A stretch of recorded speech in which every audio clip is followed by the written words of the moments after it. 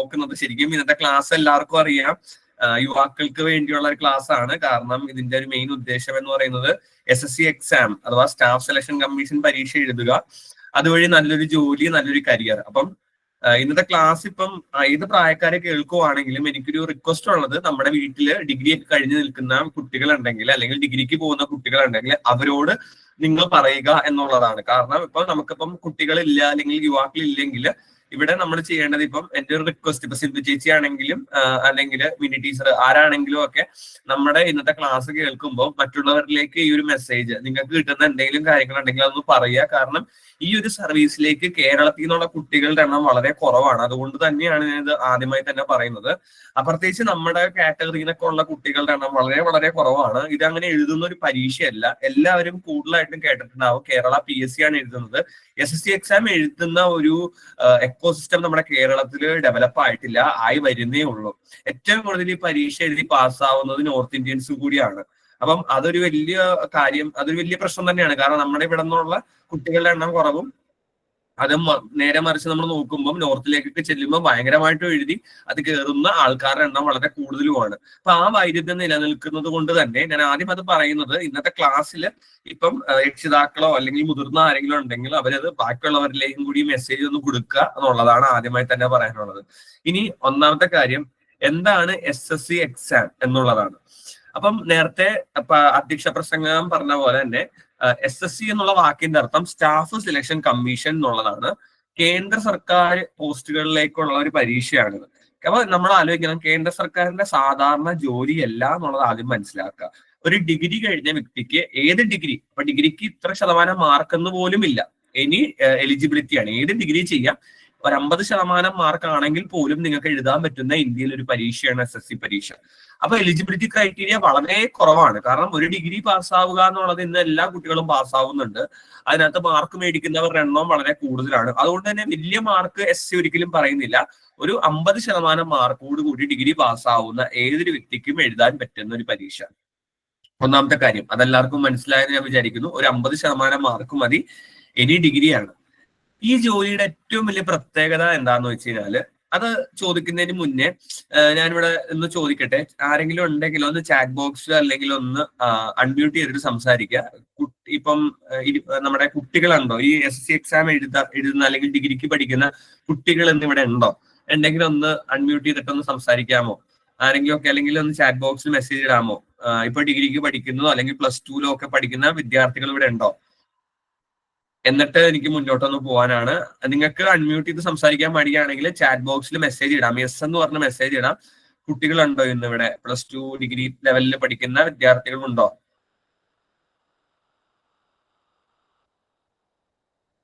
സമയമില്ല. അപ്പം ഉണ്ടെങ്കിൽ ഒന്ന് യെസ് ഇടുക, അല്ലെങ്കിൽ ഞാൻ ക്ലാസ് കണ്ടിന്യൂ ചെയ്യാണ്. ഇവിടെ ഞാൻ കുറെ പേരുകൾ കണ്ടു, ശ്രീലക്ഷ്മി എന്നൊക്കെ പറഞ്ഞ പേരുകൾ കണ്ടു. അപ്പം നിങ്ങളൊക്കെ പഠിക്കുന്ന കുട്ടികളാണോ? അല്ലെങ്കിൽ ഒന്ന് ആണെങ്കിൽ ഒന്ന് യെസ് ഇടാമോ?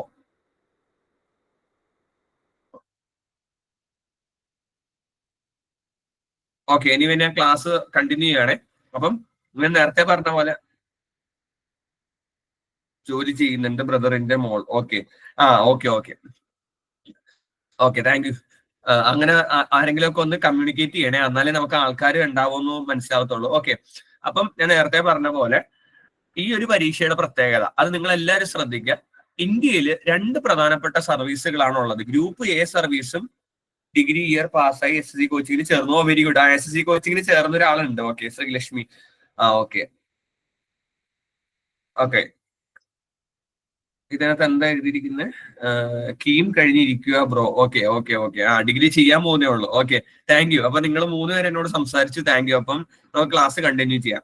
അപ്പൊ ശ്രീലക്ഷ്മി ശ്രീലക്ഷ്മി തന്നെ ഒന്ന് സംസാരിക്കണേ. ശ്രീലക്ഷ്മി SSC കോച്ചിങ്ങിന് ചേർന്ന ഒരാളല്ലേ? അപ്പം എല്ലാവരും ഒന്ന് ശ്രദ്ധിക്കുക.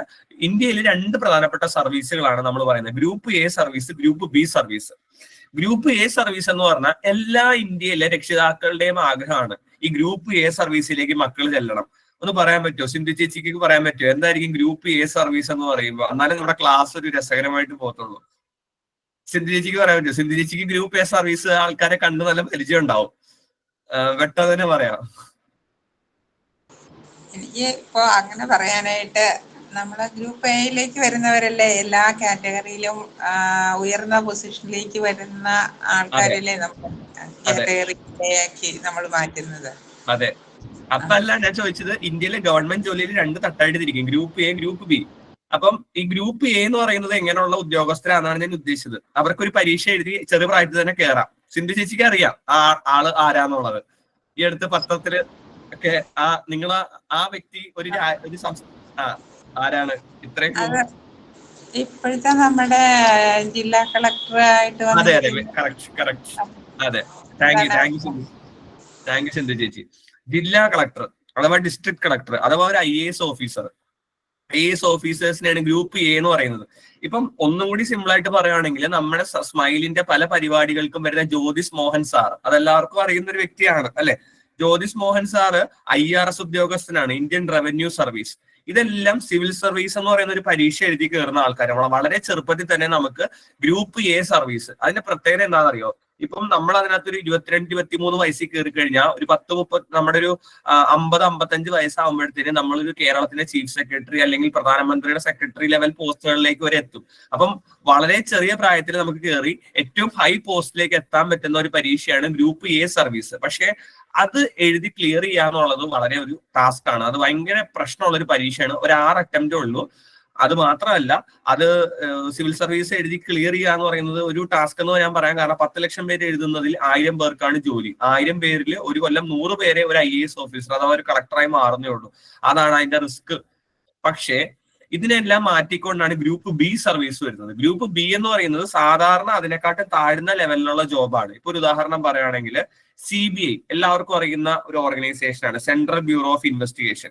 CBIയിൽ ഒരു ഇൻസ്പെക്ടർ ആവുക, NIA നാഷണൽ ഇൻവെസ്റ്റിഗേഷൻ ഏജൻസി, അതിനകത്ത് ഒരു ഇൻസ്പെക്ടർ ആവുക, അല്ലെങ്കിൽ ഓഫീസ് അസിസ്റ്റന്റ്, ഇതേപോലുള്ള തസ്തികകളാണ് ഗ്രൂപ്പ് ബി സർവീസ്. നേരത്തെ മിനി ടീച്ചർ പറഞ്ഞ പോലെ നമ്മൾ ഗ്രൂപ്പ് ബി സർവീസിൽ വളരെ ചെറുപ്പത്തിലെ ജോലിക്ക് കയറിയിട്ടുണ്ടെങ്കിൽ നമുക്ക് ഒരു IAS ഓഫീസർ ആവാൻ പറ്റുമെന്നുള്ളതാണ് ഇതിന്റെ വേറൊരു അട്രാക്ഷൻ. അപ്പം ഈ ഗ്രൂപ്പ് ബി സർവീസിലേക്ക് പരീക്ഷ നടത്തുന്ന ആൾക്കാരെ പറയുന്ന ഏജൻസിയുടെ പേരാണ് SSC അഥവാ സ്റ്റാഫ് സെലക്ഷൻ കമ്മീഷൻ. അതെല്ലാവരും ഒന്ന് അറിഞ്ഞിരിക്കുക.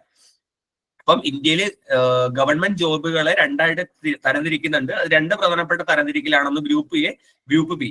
ഗ്രൂപ്പ് എ എന്ന് പറയുന്നത് ഞാൻ നേരത്തെ പറഞ്ഞ പോലെ IAS IPS പോലുള്ള ജോലികളും. ഗ്രൂപ്പ് ബി എന്ന് പറയുന്നത് സെൻട്രൽ ഗവൺമെന്റിന്റെ പല ഓഫീസ് ഡിപ്പാർട്ട്മെന്റുകളിലും അസിസ്റ്റന്റ് സെക്രട്ടറി അല്ലെങ്കിൽ ഓഫീസ് സെക്രട്ടറി പോലുള്ള പോസ്റ്റുകളിൽ ജോലി ചെയ്യുന്നവരെയാണ് ഗ്രൂപ്പ് ബി സർവീസ് എന്ന് വിളിക്കുന്നത്. അപ്പം പിന്നെ ഒരു കാര്യം അറിഞ്ഞിരിക്കേണ്ടത്, ആ ഗ്രൂപ്പ് ബിയിലേക്കുള്ള ജോലി അല്ലെങ്കിൽ അത് എഴുതുന്ന പരീക്ഷയെ നമ്മൾ വിളിക്കുന്ന പേരാണ് SSC അഥവാ സ്റ്റാഫ് സെലക്ഷൻ കമ്മീഷൻ.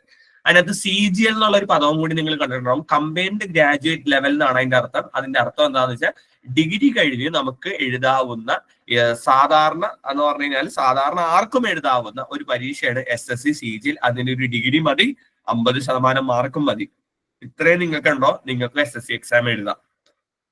ഇനി ഇതിന്റെ അടുത്തൊരു അട്രാക്ഷൻ, ഞാൻ നേരത്തെ പറഞ്ഞ പോലെ ഇതിന്റെ ജോലി തന്നെയാണ് ഇതിന്റെ ഒരു അട്രാക്ഷൻ. ചെറിയൊരു പോസ്റ്റിൽ കയറിയിട്ട് നമ്മൾ അതിനകത്ത് ഇരുന്നു കൊണ്ട് വലിയൊരു പോസ്റ്റിലേക്ക് എത്തുന്ന ഒരു പ്രോസസ്സാണ് SSC പരീക്ഷയുടെ ഒരു പ്രത്യേകത. കാരണം ഒരു ഓഫീസ് സെക്രട്ടറി ആയി കയറി നമ്മൾ ഒരു ഡിപ്പാർട്ട്മെന്റ് ലെവൽ ഡയറക്ടർ ആവാൻ നമുക്ക് നല്ല ചാൻസ് ഉള്ള ഒരു പരീക്ഷയാണ് SSC. അതാണ് ഇതിന്റെ ഏറ്റവും വലിയ അട്രാക്ഷൻ. ഇപ്പൊ നിങ്ങൾക്ക് നേരെ സിവിൽ സർവീസ് ആവാൻ പറ്റിയില്ലെങ്കിലും SSC വഴി ഒരു IAS ഓഫീസർ ആയി മാറാൻ പറ്റും. അതാണ് ഇതിന്റെ വേറൊരു പ്രത്യേകത.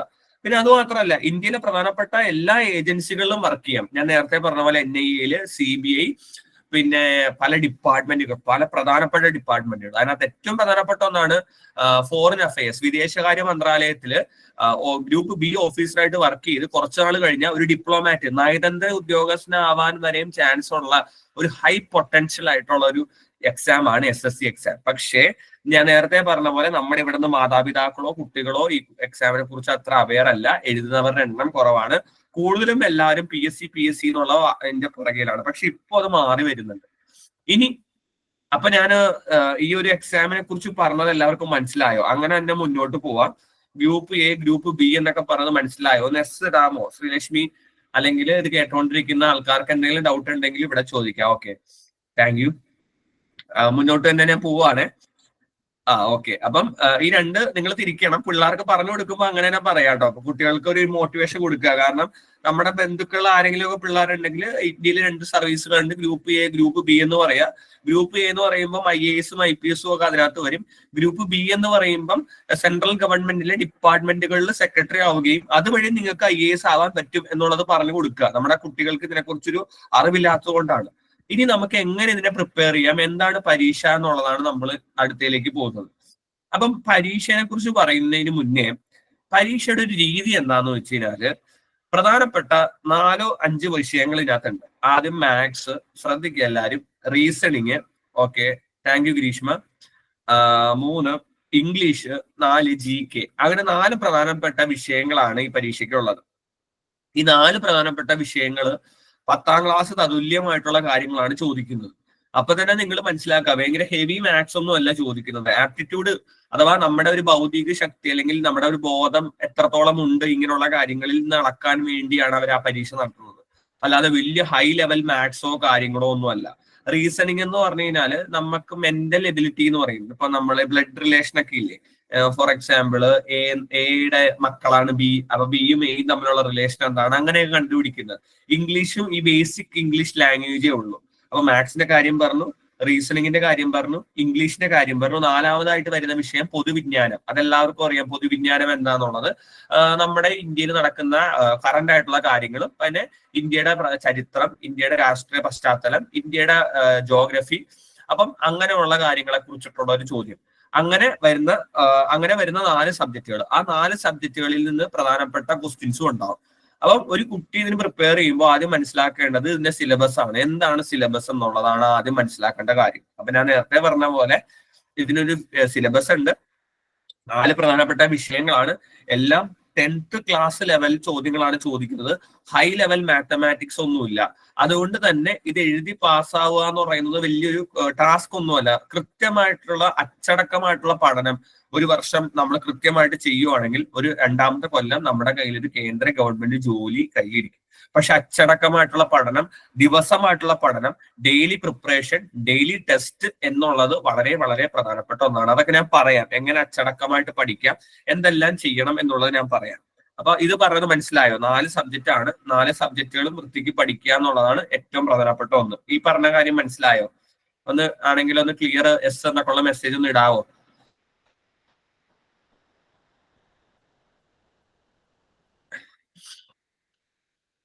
ഓക്കെ. അപ്പൊ 4 വിഷയങ്ങൾ ഉണ്ടെന്നുള്ള കാര്യം പറഞ്ഞു. അതെല്ലാവർക്കും മനസ്സിലായെന്ന് ഞാൻ വിചാരിക്കുന്നു. ആ 4 വിഷയങ്ങളിൽ അച്ചടക്കമായിട്ടുള്ള പഠനമാണ് ഏറ്റവും പ്രധാനപ്പെട്ട ഒന്ന്. ഒരു മിനിറ്റ്.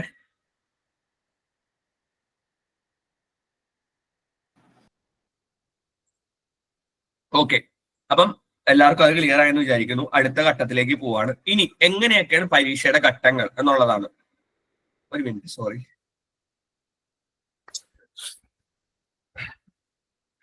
ചെറിയൊരു കോൾഡ് പിടിച്ചതാണ്, സോറി.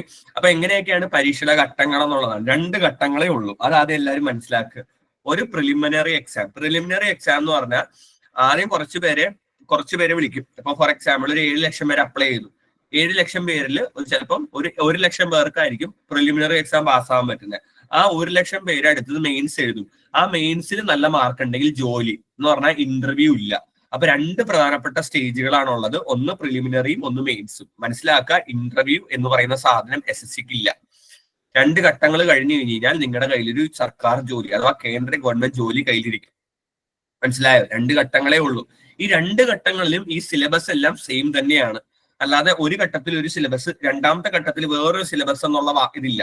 2 ഘട്ടങ്ങളിലും സെയിം സിലബസ് ആണ്. ഈ ഞാൻ പറഞ്ഞല്ലോ, ഫസ്റ്റ് ഘട്ടം തന്നെ നന്നായി പഠിക്കുവാണെങ്കിൽ 2ാമത്തെ ഘട്ടം വളരെ ഈസി ആയിട്ട് നിങ്ങൾക്ക് ക്ലിയർ ചെയ്യാൻ പറ്റും. അത് വലിയൊരു ടാസ്ക് അല്ല. അപ്പൊ അവിടെ തീരുമാനിക്കേണ്ടത് നിങ്ങളാണ്.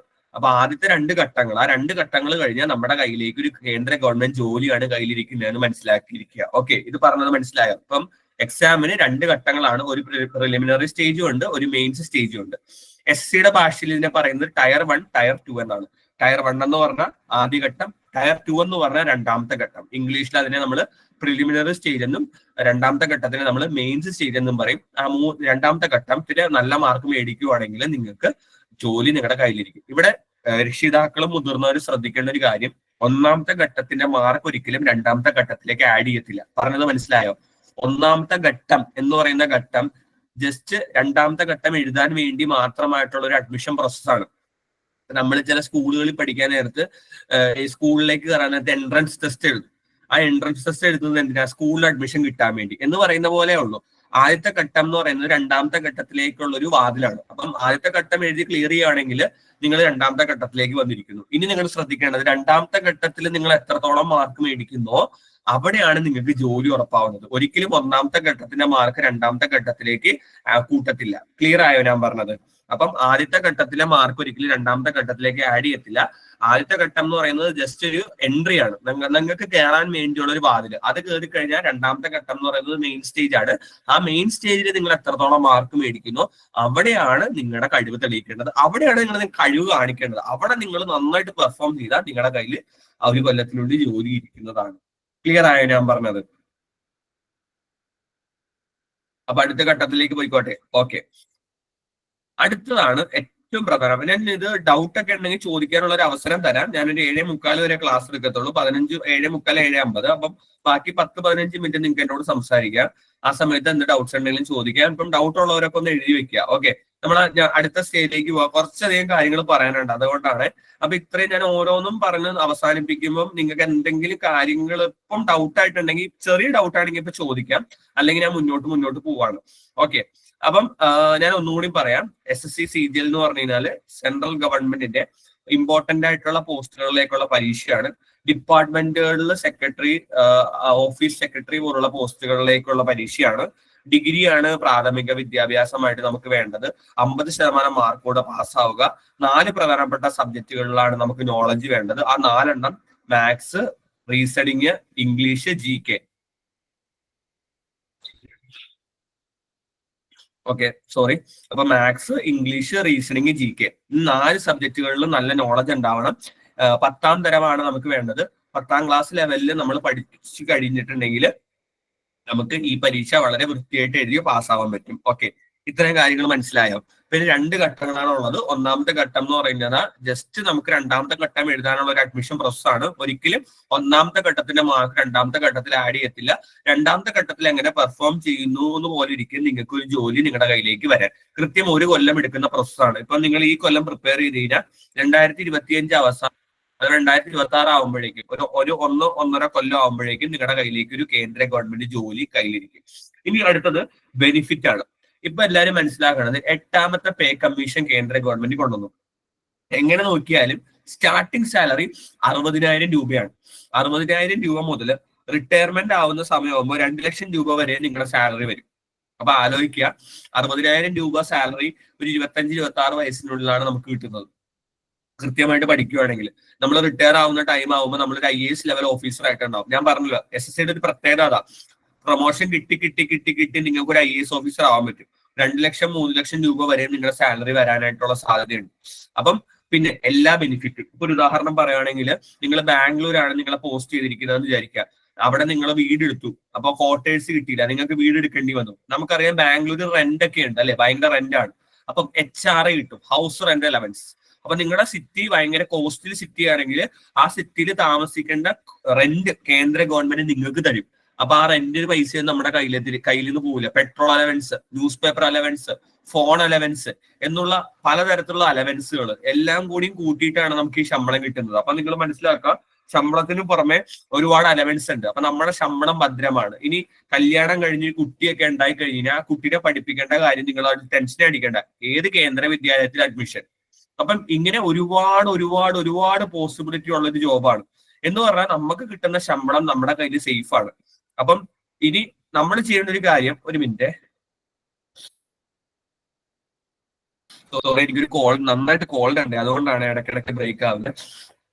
അപ്പൊ നമ്മൾ ചെയ്യേണ്ട ഒരു കാര്യം എന്താണെന്ന് വെച്ചാൽ ഈ ഒരു കാര്യം നമ്മുടെ കുട്ടികൾക്ക് പറഞ്ഞ് മനസ്സിലാക്കുക എന്നുള്ളതാണ്. കേരള PSCയിൽ ഒരു ജോബ് കിട്ടുന്നതിനെക്കാട്ടും ഒരുപാട് ബെറ്റർ ആണ് SSC. കാരണം കേരള ഗവൺമെന്റ് സർക്കാർക്ക് എനിക്ക് തോന്നുന്നില്ല ഇത്രയും ബെനിഫിറ്റുകൾ ഉണ്ടെന്നുള്ളത്. പക്ഷെ SSC എന്ന് പറഞ്ഞു കഴിഞ്ഞാൽ ഒരു സാധാരണ SSCക്കാരന് പോലും ഒരുപാട് ബെനിഫിറ്റ് ആണ് കേന്ദ്ര ഗവൺമെന്റ് കൊടുക്കുന്നത്. ഞാൻ അതിനകത്ത് HRA, ഹൗസ് റെന്റ് അലവൻസിന്റെ കാര്യം പറഞ്ഞു, പിന്നെ വീടിന്റെ കാര്യം പറഞ്ഞു, ന്യൂസ് പേപ്പർ അലവൻസിന്റെ കാര്യം പറഞ്ഞു, ഫോണിന് അലവൻസ് ഉണ്ട്. ഇനി കുട്ടി ഉണ്ടായി കഴിഞ്ഞ് കഴിഞ്ഞാൽ കുട്ടീനെ പഠിപ്പിക്കാനായിട്ട് നമുക്ക് ഒറ്റ പൈസ ഇറക്കണ്ട. കേന്ദ്ര വിദ്യാലയത്തിൽ CBSE ലെവൽ സ്റ്റാൻഡേർഡ് വിദ്യാഭ്യാസം നമ്മുടെ കുട്ടികൾക്ക് നമുക്ക് കൊടുക്കാൻ പറ്റും എന്നുള്ളതും ഈ ജോലിയുടെ ഒരു അട്രാക്ഷൻ ആണ്. അപ്പൊ ഇത്രയധികം കാര്യങ്ങൾ ഞാൻ പറഞ്ഞു. ഇതൊക്കെ ജോലിയിൽ നിന്ന് കിട്ടുന്ന ഓരോ ബെനിഫിറ്റുകളാണ്. ഇനി അടുത്തൊരു കാര്യമാണ് ശ്രദ്ധിക്കേണ്ടത്, എങ്ങനെ പഠിക്കാമെന്നുള്ളതാണ് അല്ലെ. ഇപ്പൊ നമുക്ക് ഈ ഒരു ലെവലിലേക്ക് എത്തണമെങ്കിൽ നമ്മളിത് പഠിക്കണം. വെറുതെ നമ്മൾ പറഞ്ഞിട്ട് കാര്യമില്ല. നന്നായിട്ടുള്ള ചിട്ടയായിട്ടുള്ള പഠനം വളരെ അത്യാവശ്യമാണെന്നാൽ മാത്രമേ നമുക്ക് ഈ പരീക്ഷയിലേക്ക് ജയിച്ചു കയറാൻ പറ്റത്തുള്ളൂ. അപ്പൊ ഞാൻ ഇവിടെ ഒന്ന് നിർത്തുകയാണ്. അപ്പൊ ഇത്രയും പറഞ്ഞത് ആർക്കെങ്കിലും എന്തെങ്കിലും ഡൗട്ട്സ് ഉണ്ടോ? മുതിർന്നവർക്കാണെങ്കിലും ഒക്കെ ചോദിക്കാം. നമുക്ക് നമ്മുടെ അടുത്തുള്ള ആൾക്കാരോടൊക്കെ നമുക്കിത് പറയാം. എന്തെങ്കിലും ക്ലിയർ അല്ലാത്ത ഏതെങ്കിലും പോർഷൻ ഉണ്ടെങ്കിൽ നിങ്ങൾക്ക് ചോദിക്കാം. അങ്ങനെയാണെങ്കിൽ ഞാനത് പറഞ്ഞിട്ടേ പോകത്തുള്ളൂ. ഓക്കെ ആണെങ്കിൽ ഒന്ന് തമ്പോ അല്ലെങ്കിൽ നമ്മുടെ ഇതിനകത്തേക്ക് ഒന്ന് മെസ്സേജ് ഇടുക. അങ്ങനെയാണെങ്കിൽ ഞാൻ അടുത്ത ഘട്ടത്തിലേക്ക് പോവാം. Okay okay. അപ്പം ശ്രീലക്ഷ്മി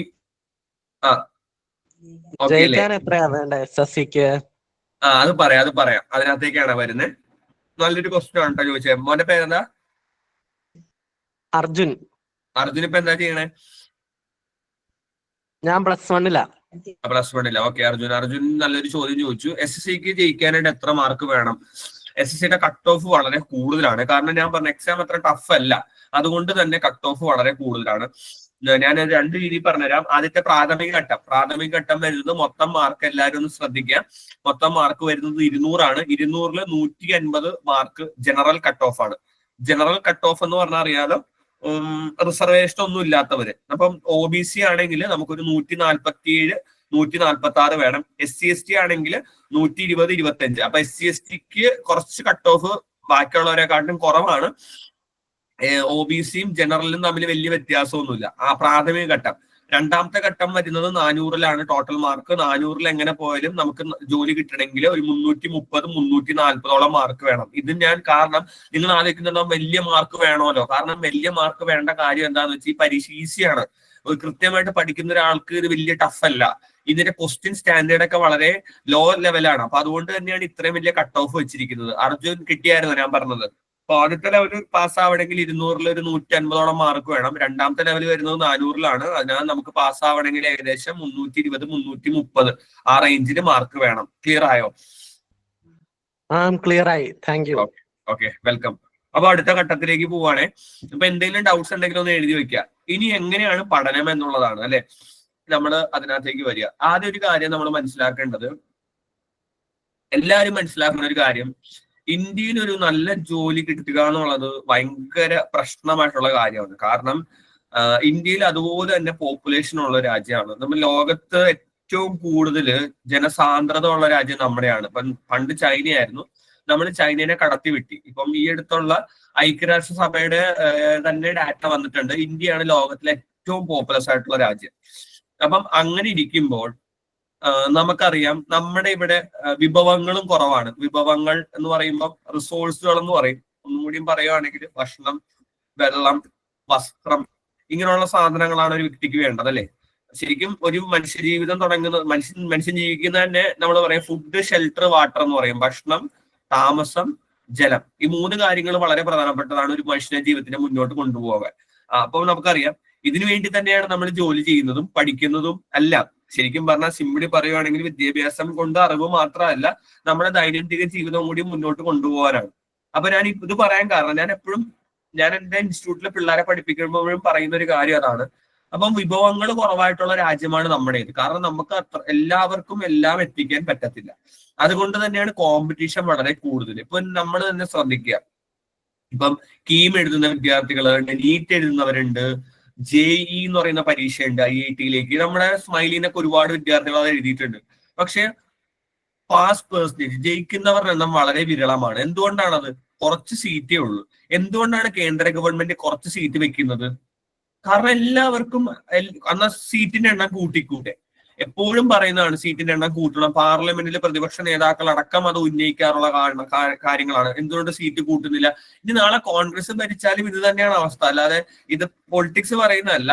ആര് ഭരിച്ചാലും സീറ്റ് ഒന്നും കൂട്ടത്തില്ല. അതിന്റെ കാരണം എന്താന്ന് വെച്ച് കഴിഞ്ഞാല് ഇത്രയധികം ആൾക്കാരെ പഠിപ്പിക്കാനോ അല്ലെങ്കിൽ അതിനുള്ള വിഭവങ്ങൾ നമുക്കില്ല. അപ്പൊ നമ്മൾ അതിന്റെ സീറ്റ് കുറയ്ക്കും. സീറ്റ് കുറയ്ക്കുമ്പോൾ എന്ത് സംഭവിക്കും? കോമ്പറ്റീഷൻ കൂടും.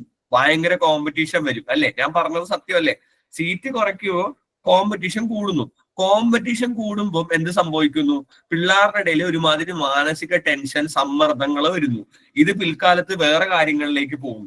അപ്പൊ ഞാനിവിടെ പറയുന്ന ഒരു കാര്യം എന്താന്ന് വെച്ചാൽ, ആദ്യം നിങ്ങളത് മനസ്സിലാക്കുക. വിഭവം കുറവായതുകൊണ്ട് തന്നെയാണ് കോമ്പറ്റീഷൻ കൂടുന്നത്. കാരണം കുറച്ച് സീറ്റേ ഉള്ളൂ. കുറച്ച് സീറ്റിലേക്ക് 1,00,000 ആൾക്കാർ അപ്ലൈ ചെയ്യുന്നു. വേറൊരു കാര്യം കൂടിയും പറയാം. ഇവിടെ നമ്മുടെ ഒരു രാജ്യം എന്ന് പറയുന്നത് ഒരു സോഷ്യലിസ്റ്റിക് കൺട്രി ഒന്നും അല്ല. എന്ന് പറഞ്ഞു കഴിഞ്ഞാല് കമ്മ്യൂണിസമോ അല്ലെങ്കിൽ അങ്ങനെയുള്ള കാര്യത്തിനോടൊന്നും വലിയ ഫോക്കസ് ചെയ്ത രാജ്യമല്ല. അപ്പൊ നമ്മുടെ രാജ്യത്ത് ഇവിടെ പ്രൈവറ്റ് പ്ലെയേഴ്സ് ഉണ്ട്. പ്രൈവറ്റ് പ്ലെയേഴ്സ് എന്ന് പറഞ്ഞാൽ അറിയാലോ, ഇപ്പം ഒരു സ്ഥലത്ത് ഗവൺമെന്റ് സ്ഥാപനങ്ങൾ ഉണ്ടെങ്കിൽ അതുപോലെ തന്നെ പ്രൈവറ്റ് കോളേജുകളും ഉണ്ട്. കാരണം ഗവൺമെന്റ് അഡ്മിഷൻ കിട്ടാത്തവരെല്ലാം പ്രൈവറ്റിൽ വന്ന് ചേരും. നമ്മൾ മനസ്സിലാക്കേണ്ട വേറൊരു കാര്യം എന്താണ്, ഇവിടെ ഈ ഒരു രാജ്യം ഒരു എന്താ പറയാ മുതലാളിത്തവൽക്കരണത്തിലേക്ക് യാത്ര ചെയ്തുകൊണ്ടിരിക്കുകയാണ്. അതുകൊണ്ട് നമ്മളതിനെ ഇംഗ്ലീഷിൽ ക്യാപിറ്റലിസം എന്ന് വിളിക്കും. ആ ഒരു രീതിയിലേക്കുള്ള യാത്രയിൽ നമുക്കൊരു സൈഡില് പ്രൈവറ്റ് പ്ലെയേഴ്സ് വേണം. അപ്പൊ ഇവിടെ ഗവൺമെന്റ് കോളേജുകളിൽ സീറ്റ് കൂട്ടിക്കഴിഞ്ഞാലുള്ള പ്രശ്നം, ഈ കുട്ടികളെല്ലാം അവിടെ പഠിക്കത്തുള്ളൂ, ആരും പ്രൈവറ്റിലേക്ക് വരത്തില്ല. രാജ്യത്തിന്റെ മുന്നോട്ടുള്ള കുതിപ്പിന് പ്രൈവറ്റും കൂടി വേണം. അപ്പം ഈ രണ്ടുപേരും കൂടി മുന്നോട്ട് ഒരുമിച്ച് നിന്നാൽ മാത്രമേ, അഥവാ ഗവൺമെന്റും പ്രൈവറ്റും ഒറ്റപോലെ നിന്നാൽ മാത്രമേ രാജ്യത്ത് മുന്നോട്ട് കുതിപ്പുള്ളൂ. ഇതിനാണ് നമ്മൾ മിക്സ്ഡ് എക്കണോമിക് മോഡൽ എന്നൊക്കെ വിളിക്കും. ഓക്കെ, ഞാനിത് പറയാൻ കാരണം, ഇവിടെ ഇങ്ങനെ ഒരു കൺസെപ്റ്റ് പറയാൻ കാരണം തന്നെ നമ്മൾ ആദ്യം മനസ്സിലാക്കേണ്ട ഒരു കാര്യം എന്താണെന്ന് വെച്ച് കഴിഞ്ഞാൽ, നമ്മുടെ രാജ്യത്ത് എന്തുകൊണ്ടാണ് ഇത്ര കോമ്പറ്റീഷൻ വരുന്നത്? സീറ്റ് കുറവാണ്. സീറ്റ് എന്തുകൊണ്ട് കുറയ്ക്കുന്നു? വിഭവങ്ങളുടെ എണ്ണം കുറവാണ്. അപ്പം എല്ലാവരിലേക്കും ആ വിഭവം കൊടുക്കാൻ വേണ്ടിയാണ് ഈ സീറ്റിന്റെ എണ്ണം കുറയ്ക്കുന്നത്. അപ്പൊ സീറ്റ് കൂട്ടിക്കഴിഞ്ഞാലുള്ള പ്രശ്നം പ്രൈവറ്റുകൾക്ക് അവരുടെ കോളേജ്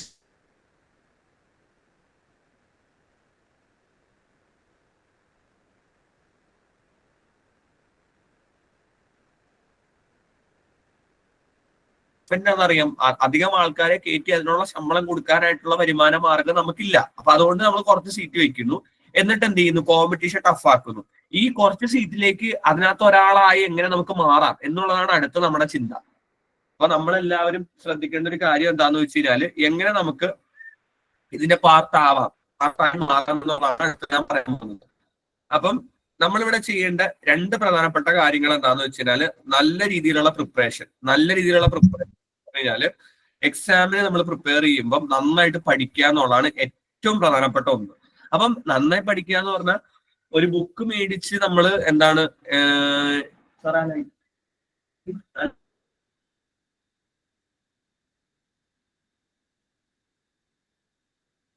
സോറി. അപ്പം എങ്ങനെ നമുക്ക് ഈ പരീക്ഷയിലേക്ക് പ്രിപ്പയർ ചെയ്യാം എന്നുള്ളതാണ് നമ്മൾ ആദ്യം നോക്കേണ്ട ഒന്ന്.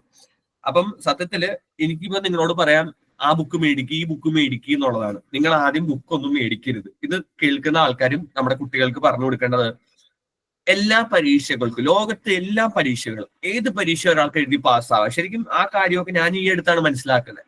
ഞാനൊക്കെ ഇത്തിരി വൈകിപ്പോയി. ഇനി നമ്മുടെ കുട്ടികൾ അത് വൈകരുത്. അതെനിക്ക് പറയാനുള്ള ഒരു കാര്യം, ഏത് പരീക്ഷയ്ക്ക് ലോകത്ത് നമ്മൾ ചെയ്യേണ്ടത് കോച്ചിങ് അക്കാഡമിയിലേക്കോ അല്ലെങ്കിൽ വേഗം തന്നെ ഒരു നെറ്റിൽ കയറിയിട്ട് ഒരു ബുക്ക് മേടിച്ച് ഇരുന്ന് വായിക്കലോ ഒന്നുമല്ല. ആദ്യം തന്നെ അതിന്റെ സിലബസ് നോക്കുക എന്നുള്ളതാണ്. സിലബസ് വൃത്തിക്ക് കേന്ദ്ര ഗവൺമെന്റ് തന്നിട്ടുണ്ട്. എന്തൊക്കെ പഠിക്കണം, എന്തൊക്കെ പഠിക്കണ്ട, അല്ലെ? ഏറ്റവും ഇമ്പോർട്ടന്റ് ആയിട്ടുള്ള കാര്യം അതല്ലേ നമ്മൾ ശ്രദ്ധിക്കേണ്ടത്. നമ്മുടെ കുട്ടികൾ എന്താ ചെയ്യുന്നത്? വലിച്ചു വാരി എന്തൊക്കെ പഠിക്കും. ഈ പഠിച്ച കാര്യങ്ങൾ പരീക്ഷയ്ക്ക് വരത്തൂല്ല. അപ്പൊ തോറ്റുപോകും. ശരിയല്ലേ ഞാൻ പറയുന്നത്? അത് ആർക്കെങ്കിലും എന്തെങ്കിലും തെറ്റുണ്ടോ? തമ്പോ എന്തെങ്കിലുമൊക്കെ ഇടാം. ഞാൻ പറഞ്ഞത് ശരിയല്ലേ? നമ്മുടെ കുട്ടികൾ എന്തൊക്കെ വലിച്ചു വാരി പഠിക്കുന്നു. ആ പഠിച്ചതൊന്നും പരീക്ഷയ്ക്ക് ചോദിക്കുന്നില്ല. ചോദിക്കാതെ വരുമ്പോ തോറ്റുപോകും. അത് സത്യമാണ്. അതിനകത്ത് നമ്മൾ ആരെയും കുറ്റം. അപ്പൊ നമ്മൾ പറയും സീറ്റ് കുറച്ചിട്ടാണ്, കേന്ദ്ര ഗവൺമെന്റിന്റെ പ്രശ്നമാണ്, അതാണ് ഇതാണ്, കേരള സർക്കാർ ശരിയില്ല, PSCയിൽ പ്രശ്നമാണെന്നൊക്കെ നമ്മൾ പറയും. നമുക്ക് എപ്പോഴും പ്രശ്നങ്ങൾ വേഗം കണ്ടെത്താൻ പറ്റും. അപ്പൊ നമ്മൾ പിണറായി വിജയനോടൊക്കെ പറയും കേരള PSC മൊത്തം പ്രശ്നമാണ്, പാർട്ടിക്കാരെ കയറ്റുന്നു, അങ്ങനെയൊക്കെ നമ്മൾ പറയും. അപ്പൊ നമ്മളൊരു കാര്യം മനസ്സിലാക്കുക, എന്തുകൊണ്ട് നമ്മൾ പഠിച്ചിട്ടില്ല, അല്ലെങ്കിൽ നമ്മൾ എന്തുകൊണ്ട് നമുക്ക് ഇവിടെ എന്ത് തെറ്റ് പറ്റി. അപ്പൊ നമുക്ക് എല്ലാം അങ്ങനെ പറയാൻ പറ്റും. എന്തോരം പേരാണ് PSC എഴുതി ജോലിക്ക് കയറുന്നത്? എല്ലാവരെയും അങ്ങനെ പിൻവാതിൽ നിയമനമാണോ? അല്ലല്ലോ. അതുണ്ട്, ഇല്ലെന്ന് ഞാൻ പറയുന്നില്ല. പക്ഷെ നമുക്ക് അങ്ങനെ മൊത്തത്തിൽ അടച്ചാക്ഷേപിക്കാൻ പറ്റുമോ? പഠിക്കാത്തവരാണ് കൂടുതൽ അടച്ചാക്ഷേപിക്കുന്നത്. അപ്പൊ നമുക്ക് ഒരിക്കലും ഒന്നിനെ അടച്ചാക്ഷേപിക്കാൻ പറ്റത്തില്ല. ഇതെല്ലാം ഞാൻ പറഞ്ഞല്ലോ, എല്ലാത്തിലും പ്രശ്നങ്ങളുണ്ട്. പ്രശ്നങ്ങളില്ല എന്ന് പറയുന്നില്ല. അവരുടെ ആൾക്കാരെ കയറ്റുന്നുണ്ടാവാം, എന്തൊക്കെയാവാം. നമ്മൾ അതിനകത്തേക്കൊന്നും മൈൻഡ് ചെയ്യേണ്ട ആവശ്യമില്ല. നമ്മൾ ശ്രദ്ധിക്കുന്നത് നമ്മൾ നന്നായി പഠിച്ചിട്ടുണ്ടോ, എന്നിട്ട് നമുക്ക് ആ ജോലി കിട്ടിയിട്ടില്ലേ, അപ്പൊ പ്രശ്നമുണ്ട്. പക്ഷെ നമ്മൾ പഠിക്കാതെ നമുക്ക് ജോലി കിട്ടിയില്ല എന്ന് പറയുന്നതിൽ ഒരു അർത്ഥമില്ല. അപ്പൊ നമ്മൾ ആദ്യം ചെയ്യേണ്ടത് ഒരു സിലബസ് അത് വൃത്തിക്ക് പഠിക്കുക എന്നുള്ളതാണ്. നിങ്ങൾ ജസ്റ്റ് ഗൂഗിളിൽ ചെന്നിട്ട് SSC CGL സിലബസ് എന്ന് പറഞ്ഞു കഴിഞ്ഞാൽ നിങ്ങൾക്ക് കിട്ടും. ആ സിലബസ് ഡൗൺലോഡ് ചെയ്യുക. ആ ഡൗൺലോഡ് ചെയ്തിട്ട് നിങ്ങൾ എന്ത് ചെയ്യണം? വൃത്തിക്ക് അതിരുന്ന് വായിക്കുക എന്നുള്ളതാണ് ഏറ്റവും പ്രാഥമിക ഘട്ടം. ഈ സമയത്ത് വേഗം പോയിട്ട് ഒരു സാറിന്റെ കീഴെ പഠിക്കാനോ അല്ലെങ്കിൽ ഒരു ബുക്ക് മേടിക്കാനോ ഒന്നും അല്ല നമ്മൾ നോക്കേണ്ടത്. നമ്മൾ ആദ്യം അത് മനസ്സിരുത്തി വായിക്കുക, എന്താണ് ആ സിലബസ്. അപ്പം എല്ലാത്തിനെ കുറിച്ച് വൃത്തിക്ക് തന്നിട്ടുണ്ട്. എന്താണ് നിങ്ങൾ മാത്സിൽ പഠിക്കേണ്ടത്, എന്താണ് നിങ്ങൾ ഇംഗ്ലീഷിൽ പഠിക്കേണ്ടത്, എന്താണ് നിങ്ങൾ റീസണിങ് പഠിക്കേണ്ടത്, എന്താണ് നിങ്ങൾ GK പൊതുവിജ്ഞാനം പഠിക്കേണ്ടതെന്ന് കേന്ദ്ര ഗവൺമെന്റ് നമ്മളോട് പറയുന്നുണ്ട്. അത് വൃത്തിക്ക് വായിക്കുക. രണ്ടാമത് എന്ത് ചെയ്യണം നമ്മൾ? രണ്ടാമതാണ് ഏറ്റവും പ്രധാനപ്പെട്ട ഘട്ടം. രണ്ടാമത് പ്രീവിയസ് ഇയർ ക്വസ്റ്റ്യൻസ് നോക്കുക. ഇതുവരെയും ഈ പരീക്ഷ നടത്താൻ നേരത്ത് എങ്ങനെയാണ് ഇതിന്റെ ക്വസ്റ്റ്യൻസ് ചോദിച്ചിരിക്കുന്നത്, ശരിക്കും അത് വായിക്കണ്ടേ? ശരിക്കും ചെറിയ കുട്ടികളെ പോലും നമ്മൾ അത് പ്രാക്ടീസ് ചെയ്യിപ്പിക്കണം. നമ്മുടെ സ്കൂൾ ഉണ്ടെങ്കിലില്ലേ, നമ്മുടെ കുട്ടികളോട് നമ്മൾ പറഞ്ഞു കൊടുക്കണം, ടീച്ചർമാരോട് കഴിഞ്ഞ കൊല്ലത്തെ ക്വസ്റ്റ്യൻ പേപ്പർ തരാൻ കുട്ടികൾക്ക് പറഞ്ഞു കൊടുക്കണം. നമ്മൾ അങ്ങനെ ചെയ്യിപ്പിക്കണം. ഇന്ന് ഞാനൊക്കെ കണ്ടിട്ടുണ്ട്, നന്നായി പഠിക്കുന്ന വിദ്യാർത്ഥികളുണ്ടെങ്കിൽ ഇപ്പം ഓണപരീക്ഷ വരുമ്പോ കഴിഞ്ഞ കൊല്ലത്തെ ഓണപരീക്ഷയുടെ ക്വസ്റ്റ്യൻ പേപ്പർ മേടിച്ച് ചെയ്യുന്ന വിദ്യാർത്ഥികളുണ്ട്. ശരിക്കും അതിനകത്ത് വലിയ അത്ഭുതമുണ്ട്. കഴിഞ്ഞ കൊല്ലത്തെ ഓണപരീക്ഷയുടെ പോലത്തെ ബേസിക് ക്വസ്റ്റ്യൻ ആയിരിക്കും ഈ വർഷം ആ ടീച്ചർ ഇടാൻ പോകുന്നത്. ഇതൊക്കെ നമ്മുടെ വീട്ടിലെ കുട്ടികളോട് നമുക്ക് ചെയ്യിപ്പിക്കാം കേട്ടോ. ചെറിയ പിള്ളേരെ അവർക്ക് ചെയ്യിപ്പിക്കാം. അപ്പൊ ഒരു മോഡൽ കിട്ടും അവർക്ക്. ശരിക്കും നമ്മളെന്താ ചെയ്യുന്നതെന്നറിയോ? പരീക്ഷ ഒന്നും എഴുതാതെ നേരെ പോയിട്ട് പരീക്ഷയിൽ പോയിരിക്കുക. അപ്പൊ ഒന്ന് എല്ലാവരും ഒന്ന് ആലോചിച്ച് നോക്കുക. സിന്ധു ചേച്ചിയും എല്ലാവരും ഒന്ന് ആലോചിച്ച് നോക്കുക. നമ്മുടെ വീട്ടിൽ വിദ്യാർത്ഥികളുണ്ടെങ്കിൽ അവര് നേരെ പോയിട്ട് പരീക്ഷ ഒന്നും എഴുതാതെ കുറെ പഠിച്ചിട്ട് നേരെ പോയിട്ട് പരീക്ഷയിൽ ഇരിക്കുമ്പോൾ ഉള്ള പ്രശ്നം എന്താണെന്നറിയോ? പിള്ളേർ ടെൻഷനാവും. കാരണം അവിടെ നമ്മൾ ഒരു ഒറ്റ ബെഞ്ചിൽ ഇരിക്കുന്നു, ടീച്ചർമാർ ക്വസ്റ്റ്യൻ പേപ്പർ തരുന്നു, നമ്മൾ ആൻസർ എടുക്കുന്നു, 2 മണിക്കൂർ സമയം വെക്കുന്നു, നമ്മൾ വല്ലാത്തൊരു ലോകത്തിലേക്കാവും. അതേസമയം നമ്മൾ ഡെയിലി പരീക്ഷ എഴുതുന്ന അല്ലെങ്കിൽ ഡെയിലി ടെസ്റ്റ് എടുക്കുന്ന ഒരു വിദ്യാർത്ഥിയാണെങ്കിൽ ഈസി ആയിട്ട് എഴുതും. ഇതാണ് നന്നായി പഠിക്കുന്ന വിദ്യാർത്ഥിയും പകുതി പഠിച്ചിട്ട് പോകുന്ന വിദ്യാർത്ഥി തമ്മിലുള്ള വ്യത്യാസം. ഇവർ ശരിക്കും പറഞ്ഞാൽ യഥാർത്ഥ വിദ്യാഭ്യാസം എന്ന് പറയുന്ന സത്യത്തില് ദിവസം പഠിച്ച കാര്യങ്ങൾ എഴുതി നോക്കുകയും അത് റിവൈസ് ചെയ്യുകയും ചെയ്യുന്ന വിദ്യാർത്ഥിക്ക് വളരെ ഈസിയാണ് മറ്റുള്ളവരെ വെച്ചാൽ. കാരണം അവൻ ദിവസം എഴുതുന്നുണ്ട്. അപ്പം അത് നമ്മൾ നോക്കുക. ഇതൊക്കെ ചെറുപ്പത്തിലെ നമ്മൾ ട്രെയിൻ ചെയ്യുവാണെങ്കിൽ നമുക്ക് നല്ലൊരു പോസ്റ്റിലേക്ക് എത്താൻ പറ്റും. ഇത് തന്നെയാണ് SSCയുടെ കാര്യത്തിൽ സംഭവിക്കുന്നത്. ഇവിടെ വിദ്യാർത്ഥികൾ കുറെ പഠിക്കും, എന്തൊക്കെയോ പഠിക്കും, എന്നിട്ട് നേരെ എക്സാമിലേക്ക് പോകും. ഭയങ്കര കോൺഫിഡൻസ് ആണ്, ഞാൻ ഇത്രയും പഠിച്ചിട്ടുണ്ടല്ലോ അതുകൊണ്ട് എനിക്ക് വേഗം ജോലി കിട്ടും. എന്താ സംഭവിക്കുന്നത്? തോറ്റുപോകും. നിങ്ങൾ ഇവിടെ ചെയ്യേണ്ടത് ആദ്യം സിലബസ് വായിക്കുക, പ്രീവിയസ് ഇയർ ക്വസ്റ്റ്യൻസ് കഴിഞ്ഞ കൊല്ലത്തെ ചോദ്യപേപ്പർ ഡൗൺലോഡ് ചെയ്യുക, അതിരുന്ന് വായിക്കുക. 2 കാര്യങ്ങളും വൃത്തിക്ക് ചെയ്തിട്ട് എന്ത് ചെയ്യണം? ടെസ്റ്റ് എടുക്കുക. ടെസ്റ്റ് എടുത്ത് നോക്കുക. ഒരു ടെസ്റ്റ് ആദ്യം എടുത്ത് നോക്കുക. അപ്പൊ നിങ്ങൾക്ക് നിങ്ങളുടെ വീക്ക്നെസ് മനസ്സിലാവും, നിങ്ങൾ എവിടെയൊക്കെയാണ് വീക്ക്. എന്നിട്ട് നിങ്ങളൊരു ബുക്ക് എടുക്കുക, എന്നിട്ട് നിങ്ങൾ പഠിച്ചു തുടങ്ങുക. എന്നിട്ട് വെറുതെ പഠിക്കരുത്. ഇപ്പൊ ഒരു ഉദാഹരണം പറയുകയാണെങ്കിൽ ചരിത്രം പഠിച്ചു. നിങ്ങൾ പഠിച്ച ചരിത്രത്തിൽ നിന്ന് എത്ര ക്വസ്റ്റ്യൻസ് കഴിഞ്ഞ കൊല്ലം SSC ചോദിച്ചിട്ടുണ്ടെന്നുള്ള നോക്കുക. ചിലപ്പോൾ നിങ്ങൾ പഠിച്ച പാഠഭാഗത്ത് നിന്ന് ഒരു ക്വസ്റ്റ്യൻ പോലും SSC ചോദിച്ചിട്ടുണ്ടാവില്ല. അപ്പൊ ആ പാഠഭാഗം ആവശ്യമാണോ കുട്ടികളെ? യെസ് ഓർ നോ എന്ന് പറഞ്ഞ് നമ്മളൊരു കാര്യം പഠിച്ചു, അത് ഇതുവരെ SSC ചോദിച്ചിട്ടില്ലെങ്കിൽ നമ്മൾ അത് പഠിക്കേണ്ട ആവശ്യമുണ്ടോ? വേണ്ട, നോയാണ്. അപ്പൊ അതെങ്ങനെ നമ്മൾ മനസ്സിലാക്കി? എങ്ങനെ നമ്മൾ അത് മനസ്സിലാക്കി എന്നുള്ളതാണ് അടുത്ത പ്രോസസ്സ്. നമ്മൾ മനസ്സിലാക്കേണ്ട ഒരു കാര്യം എന്താ വെച്ചാൽ നമ്മൾ PYQ ചെയ്തു, പഴയകാല ചോദ്യപേപ്പർ ചെയ്തു. പഴയകാല ചോദ്യപേപ്പർ ചെയ്തപ്പോഴാണ് നമുക്ക് മനസ്സിലായത് എന്താണ് നമ്മൾ പഠിച്ച ടോപ്പിക്ക് വേണ്ട. അപ്പൊ നമ്മളത് ജസ്റ്റ് വായിച്ചിട്ട് അടുത്ത ടോപ്പിക്കിലേക്ക് മാറാം. ഇവിടെ നമ്മുടെ വിദ്യാർത്ഥികൾ എന്താ ചെയ്യുന്നത്? വേറൊരു മിസ്റ്റേക്ക്, വേണ്ടാത്ത കാര്യം തന്നെയും പിന്നെയും പഠിക്കും. എന്നിട്ട് ആ തലയിലും കയറത്തില്ല, ഇതൊന്നും പരീക്ഷയ്ക്ക് ചോദിക്കത്തില്ല. എന്നിട്ട് വന്നിട്ട് പറയും ആ സാറിന്റെ കുഴപ്പമാണ് അല്ലെങ്കിൽ ഈ ബുക്കിന്റെ കുഴപ്പമാണ്. ഒരിക്കലും നമ്മൾ നമ്മുടെ തെറ്റ് പറയത്തില്ല. നമ്മളെല്ലാം മറ്റുള്ളവരുടെ തലയെ കൊണ്ടിടും. നമ്മൾ എന്തുകൊണ്ട് പഠിച്ചില്ല, നമ്മൾ പഠിക്കേണ്ട രീതിയിലാണോ പഠിച്ചത്, ഇതെല്ലാം നമ്മൾ സ്വയമായിട്ട് ചിന്തിക്കേണ്ട കാര്യമുണ്ട്. ഇത് ഒരു സാറിന്റെയോ ഒരു ടീച്ചറിന്റെയോ കുഴപ്പമൊന്നുമല്ല. ഇത് അവനവൻ തന്നെ അവനവന് പാലവയ്ക്കുന്ന രീതിയാണ്. അതുകൊണ്ട് തന്നെ ഏറ്റവും പ്രധാനപ്പെട്ട ഒന്ന്, അത് ഏത് പരീക്ഷയാണെങ്കിലും SSC തന്നെയല്ല കേട്ടോ, നിങ്ങൾ സ്കൂളിൽ പഠിക്കുന്ന വിദ്യാർത്ഥികളാണെങ്കിൽ രക്ഷിതാക്കൾക്ക് അത് നോക്കാം. കുട്ടികളെ കൊണ്ട് പ്രീവിയസ് ഇയർ ക്വസ്റ്റ്യൻസ് അഥവാ മുൻകാല ചോദ്യപേപ്പർ ചെയ്യിപ്പിക്കുക. ഇതൊക്കെ നോർത്ത് ഇന്ത്യൻസ് ചെയ്യും. ഇവിടെയാണ് നമ്മളും നോർത്ത് ഇന്ത്യൻസും തമ്മിലുള്ള ഒരു വലിയ വൈരുദ്ധ്യം വരുന്നത്. മനസ്സിലായോ? നമ്മളും നോർത്ത് ഇന്ത്യൻസും തമ്മിലുള്ള ഒരു വലിയ വൈരുദ്ധ്യം വരുന്നത് ഇവിടെയാണ്. നോർത്ത് ഇന്ത്യൻസിന്റെ പ്രത്യേകത എന്താണെന്ന് വെച്ചാൽ ചെറുപ്പത്തിലേ അവരിങ്ങനെ ചെയ്യും. അവര് മുൻകാല ചോദ്യപേപ്പർ ഡൗൺലോഡ് ചെയ്യും, ആ കാര്യം നന്നായി പഠിക്കും, എന്നിട്ട് അവർ ആ ക്വസ്റ്റ്യൻസ് വർക്ക്ഔട്ട് ചെയ്യും. അപ്പൊ അതുകൊണ്ട് തന്നെ അവർ ഡിഗ്രി ഒക്കെ കഴിയുമ്പോൾ അവർക്കൊരു ഇങ്ങനെ SSC പോലുള്ള അല്ലെങ്കിൽ മത്സര പരീക്ഷകൾ എഴുതുമ്പോൾ അവർക്ക് നല്ലൊരു ഐഡിയ ഉണ്ട് എന്ത് ചെയ്യണം എന്നുള്ളത്. നമ്മുടെ വിദ്യാർത്ഥികൾക്ക് ഐഡിയ ഇല്ല, പക്ഷെ നല്ല ബോധമുണ്ട്. ശരിക്കും അവരെ വെച്ച് നോക്കുവാണെങ്കിൽ കണക്കിലും ഇംഗ്ലീഷിലും ഒക്കെ നമ്മൾ നല്ലതാണ്, പക്ഷെ നമുക്ക് എങ്ങനെ പഠിക്കണം എന്നുള്ളത് അറിഞ്ഞൂടാ. ഓക്കെ, ഞാൻ പറയാം, അപ്പർ ഏജ് ലിമിറ്റ് പറയാം. അപ്പം ഞാൻ ഈ എക്സാമിന്റെ പ്രോസസ് ഒന്ന് പറഞ്ഞോട്ടെ. അപ്പം ഇതാണ് ഇതിന്റെ മെയിൻ ഇഷ്യൂ. ഞാൻ പറഞ്ഞ ഇത്രയും ക്ലിയർ ആയോ നിങ്ങൾക്ക്? പഠിക്കേണ്ട രീതി എങ്ങനെയാണെന്നുള്ളത്. അപ്പൊ ആദ്യം നിങ്ങൾ സിലബസ് ഡൗൺലോഡ് ചെയ്യുക. സിലബസ് ഡൗൺലോഡ് ചെയ്തതിന് ശേഷം സിലബസ് നന്നായിട്ട് വായിക്കുക, ഒന്നാമത്തെ കാര്യം. രണ്ടാമത്തെ കാര്യം, മുൻകാല ചോദ്യ പേപ്പറുകൾ വർക്ക്ഔട്ട് ചെയ്യുക. എന്നിട്ട് വേണം നിങ്ങളൊരു അക്കാഡമിയിലേക്കോ അല്ലെങ്കിൽ ഒരു ബുക്കൊക്കെ മേടിച്ച് പഠിക്കാൻ. ഇപ്പൊ ശ്രീലക്ഷ്മി ഓൾറെഡി അക്കാഡമി ചേർന്നു മോളെ, കുഴപ്പമില്ല. പക്ഷെ നീ ചെയ്യേണ്ട ഒരു കാര്യം എന്താന്ന് വെച്ചാൽ സിലബസ് എത്രയും വേഗം ഡൗൺലോഡ് ചെയ്യുക. രണ്ടാമത്തെ കാര്യം ചെയ്യേണ്ടത് സിലബസ് ഡൗൺലോഡ് ചെയ്തിട്ട് മുൻകാല ചോദ്യ പേപ്പറുകൾ നോക്കുക. എപ്പം നിനക്കൊരു ഐഡിയ കിട്ടും എങ്ങനെയാണ് ഈ പരീക്ഷയ്ക്ക് പഠിക്കേണ്ടത്, എന്നിട്ട് പഠിച്ചു തുടങ്ങുക. ശ്രീലക്ഷ്മി കിട്ടിയോ ഞാൻ പറഞ്ഞത്? സിലബസ് ഒക്കെ ആദ്യം എഴുതി വെച്ചിട്ടാണ് ചേർന്നത്. അപ്പൊ കുഴപ്പമില്ല ശ്രീലക്ഷ്മി. അപ്പൊ ഞാൻ പറഞ്ഞ രീതിക്കാണോ തുടങ്ങിയത് എല്ലാ കാര്യങ്ങളും? അതെ അതെ. അപ്പൊ ഓക്കെ. ശ്രീലക്ഷ്മി നമ്മുടെ സ്മൈലിന്റെ ഗ്രൂപ്പിലുള്ള ആളാണോ? ഞാനില്ല, എന്റെ അച്ഛനുണ്ട്. അച്ഛനുണ്ടല്ലേ? ഓക്കെ. ആ പറഞ്ഞോ ശ്രീലക്ഷ്മി, എന്താണ്? പ്രീവിയസ് ഇയർ ക്വസ്റ്റ്യൻസ് നോക്കിയിട്ടില്ലായിരുന്നു, സിലബസ് ഒക്കെ എഴുതി വെച്ചിട്ടാണ് പഠിക്കാൻ ചേർന്നത്. PYQ നോക്കുക. കാരണം ഇതിനകത്ത് ഞാൻ SSC പഠിപ്പിക്കുന്ന ടീച്ചറാണ്. ടൈമില് ഇവിടെ കോട്ടയത്ത് ഞാൻ പഠിപ്പിക്കുന്ന ആളാണ്. അതുകൊണ്ട് പറയാണ്, SSC ഞാൻ ഒരുപാട് വിദ്യാർത്ഥികളെ പഠിപ്പിച്ച് പാസ്സാക്കി വിട്ടിട്ടുണ്ട്. കഴിഞ്ഞ കൊല്ലമൊക്കെ നമുക്ക് ഒരുപാട് റിസൾട്ട് ഉള്ളതായിരുന്നു. അപ്പൊ നിങ്ങൾക്ക് ഒരു ചോദ്യം ഉണ്ടാവും, എന്തുകൊണ്ട് ഞാൻ എഴുതുന്നില്ല എന്നുള്ളത്, അല്ലെ? എല്ലാവർക്കും അങ്ങനെ ഒരു ചോദ്യം പെട്ടെന്ന് തന്നെ വരാം, എന്തുകൊണ്ട് ഞാൻ എഴുതുന്നില്ല ഇത്ര അറിയെങ്കിൽ. ഞാൻ പരീക്ഷ എഴുതുന്നുണ്ട്, ടയർ 1 ക്ലിയർ ചെയ്തതാണ്, ടയർ 2 എനിക്ക് കുറച്ച് മാർക്കിന് പോയതാണ്. ഓക്കെ, സ്റ്റിൽ ഞാൻ പരീക്ഷ എഴുതുന്നുണ്ട്. അപ്പം അത് കിട്ടും എന്നുള്ള പ്രതീക്ഷ എനിക്കുണ്ട്. അപ്പൊ അതും ഞാൻ പറഞ്ഞല്ലോ, ക്ലിയർ ആയല്ലോ. ചിലവർക്ക് ചില ഡൗട്ട് ഉണ്ട്, എന്നോട് ചിലവർ ചോദിക്കാറുണ്ട്, നിങ്ങൾ ഇങ്ങനെ വിദ്യാർത്ഥികളെ പഠിപ്പിച്ച് നടന്നിട്ട് എന്തുകൊണ്ട് നിങ്ങൾക്ക് ഇത് എഴുതി പാസ്സായിക്കൂടാന്ന് ചോദിക്കുന്നുണ്ട്. അപ്പൊ ഞാൻ ഇതിനെ കുറിച്ച് അറിഞ്ഞ കുറച്ച് വൈകിപ്പോയി. പക്ഷെ ഞാൻ എന്റെ പ്രിലിമിനറി സ്റ്റേജ് 2 പ്രാവശ്യം ക്ലിയർ ചെയ്തിട്ടുണ്ട്. അത് തന്നെ അത്യാവശ്യം നല്ല മാർക്ക് മേടിച്ചിട്ടാണ് എനിക്ക് മെയിൻ സ്റ്റേജിൽ കുറച്ച് മാർക്കിനാണ് ഇത് പോയത്. അപ്പം അടുത്ത ഒരു ടയറിനുള്ളിൽ ഞാൻ കയറും എന്നുള്ള ഒരു പ്രതീക്ഷയുണ്ട്. അപ്പൊ ആ ഡൗട്ടും എല്ലാവരുടെയും ക്ലിയർ ആയില്ലേ? ഓക്കെ. അപ്പൊ നമുക്ക് അടുത്ത ഘട്ടത്തിലേക്ക് കിടക്കാം. അപ്പൊ നമ്മുടെ ഒരു കൂട്ടുകാരൻ ഇവിടെ ചോദിച്ചിട്ടുണ്ട് ഇതിന്റെ ഏജ് ലിമിറ്റ് എത്രയാണെന്നുള്ളത്. അപ്പം ഏജ് ലിമിറ്റ് വരുന്നത് 30 വയസ്സ് വരെ എഴുതാം. ചില പോസ്റ്റുകൾക്ക് 32 വരെയും പറയുന്നുണ്ട്. പക്ഷേ ശ്രദ്ധിക്കുക, 27 വയസ്സ് വരെയുള്ള പോസ്റ്റുകളാണ് നല്ല പോസ്റ്റുകൾ എന്ന് പറഞ്ഞാൽ നമ്മൾ പറയില്ലേ നല്ല അടിപൊളി ജോബ് എന്ന് പറയത്തില്ല, അത് 27 വയസ്സ് വരെയുള്ളൂ. 28, 29, 30, 31, 32 റേഞ്ച് വരുമ്പം പോസ്റ്റുകളുടെ ഒരു ഇത് കുറയും. കാരണം SSCയിൽ ഒരുപാട് ജോലികളുണ്ട്. ഏറ്റവും താഴേക്കിടയിലുള്ള ജോലികളെ നമുക്ക് കിട്ടത്തുള്ളൂ. ഇപ്പൊ ഞാൻ നേരത്തെ പറഞ്ഞ SI, NIL SI, CBL SI ഒക്കെ ആവണമെങ്കിൽ 27 ഉള്ളിൽ തന്നെ എഴുതുക. അല്ലെങ്കിൽ GST ഇൻസ്പെക്ടർ, അല്ലെങ്കിൽ ഇൻകം ടാക്സ് ഇൻസ്പെക്ടർ പോലുള്ള ജോബുകളൊക്കെ 27 വയസ്സ് വരെ എഴുതാൻ പറ്റുള്ളൂ. 28, 29 ഒക്കെ ആകുമ്പോൾ ക്ലറിക്കൽ പോസ്റ്റുകളാവും. അത് മോശമൊന്നുമല്ല, പക്ഷെ ഗ്ലാമറസ് ആയിട്ടുള്ള ഒരു ജോബ് നിങ്ങൾക്ക് വേണമെന്നുണ്ടെങ്കിൽ 27-നുള്ളിൽ എഴുതി ക്ലിയർ ചെയ്യാൻ ശ്രമിക്കുക. ഈ പറഞ്ഞത് ക്ലിയർ ആയോ? ക്ലിയർ ആയി. ഓക്കെ.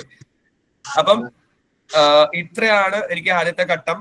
അപ്പൊ ഞാനിവിടെ അവസാനിപ്പിക്കുകയാണ്, കാരണം 7:55 ഇനി ഞാൻ 5 മിനിറ്റ് നിങ്ങളിലേക്ക് തരികയാണ്. ഡൗട്ട്സ് എന്തെങ്കിലും ഉണ്ടെങ്കിൽ ചോദിക്കുക. അപ്പൊ അതിനു മുന്നേ ഒന്ന് വൈൻഡപ്പ് ചെയ്യാം. ഒന്നാമത്തെ കാര്യം, SSC എക്സാം എന്താണ്? കേന്ദ്ര ഗവൺമെന്റിന്റെ പ്രധാനപ്പെട്ട പോസ്റ്റുകളിലേക്കുള്ള ഒരു പരീക്ഷയാണ് SSC എന്ന് പറഞ്ഞു കഴിഞ്ഞാല്. ഡയറക്ടർ, ജോയിന്റ് ഡയറക്ടർ ലെവലിൽ വരെ നിങ്ങൾക്ക് ആവാൻ പറ്റും. IAS ഓഫീസർ ആവാൻ വരെയും പറ്റുന്ന ഒരു തസ്തികയാണ് SSC നിങ്ങളുടെ മുന്നിലേക്ക് വെക്കുന്നത്. 2 പ്രധാനപ്പെട്ട സർവീസുകളാണ് SSCക്ക് ഉള്ളത്. ഗ്രൂപ്പ് A സർവീസും ഉണ്ട്, group B service. Group A അല്ല, group B service. Group B സർവീസിലേക്കുള്ള ഒരു പടിവാതിലാണ് SSC നടത്തുന്നത് 2 ഘട്ടങ്ങളായിട്ടാണ്. ടയർ 1, ടയർ 2 അഥവാ preliminary stage, mains stage. Preliminary എന്നുള്ള സ്റ്റേജിൽ നിങ്ങൾക്ക് 4 സബ്ജക്റ്റുകൾ പഠിക്കണം. ഞാൻ ഓൾറെഡി പറഞ്ഞു, മാത്സ് പഠിക്കണം, റീസണിങ് പഠിക്കണം, ഇംഗ്ലീഷ് പഠിക്കണം, പിന്നെ കോണ്ട്, അത്രയും. അപ്പൊ 4 സബ്ജക്റ്റുകൾ നിങ്ങൾ പഠിക്കണം. നാലാമത്തെ സബ്ജക്ട് GK, പൊതുവിജ്ഞാനം. ഇത്രയധികം സബ്ജക്റ്റുകൾ പഠിക്കുക. ഈ സബ്ജക്റ്റുകളിൽ നിങ്ങൾ നല്ലൊരു നോളജ് ഉണ്ടാക്കിയെടുക്കുക. 10ാം ലെവലാണ് ഇത് ചോദിക്കത്തുള്ളൂ. അങ്ങനെ നിങ്ങൾ പ്രാഥമിക ഘട്ടം കഴിഞ്ഞാൽ 2ാമത്തെ ഘട്ടമായിട്ടുള്ള മെയിൻസിലെത്തും. മെയിൻസിൽ നിങ്ങൾ ചെയ്യേണ്ട ഒരു കാര്യം എന്താണെന്ന് വെച്ച് കഴിഞ്ഞാൽ അത് നിങ്ങൾ ശ്രദ്ധിക്കുക, നന്നായിട്ട് പെർഫോം ചെയ്യുക. മെയിൻസിൽ നിങ്ങൾ മേടിക്കുന്ന മാർക്ക് അനുസരിച്ചിരിക്കും നിങ്ങൾക്ക് ഒരു ജോലി. കാരണം പ്രിലിമിനറി സ്റ്റേജ് കഴിഞ്ഞാൽ 2ാമത്തെ ഘട്ടമാണ് മെയിൻ സ്റ്റേജ്. മെയിൻ സ്റ്റേജിൽ നമ്മുടെ പെർഫോമൻസ് അനുസരിച്ചിരിക്കും നമുക്കൊരു നല്ല കേന്ദ്ര ഗവൺമെന്റ് ജോലി എന്നുള്ളത്, അല്ലെ? പ്രിലിമിനറി ഘട്ടം എന്ന് പറഞ്ഞാൽ ഞാൻ പറഞ്ഞു, പ്രിലിമിനറി ഘട്ടത്തെ മാർക്ക് ഒരിക്കലും മെയിൻസ് ഘട്ടത്തിലേക്ക് ആഡ് ചെയ്യത്തില്ല. മെയിൻസിൽ നല്ല രീതിയിൽ പെർഫോം ചെയ്താൽ മാത്രമേ നമുക്കൊരു ജോലി നമുക്ക് കരസ്ഥമാക്കാൻ പറ്റത്തുള്ളൂ.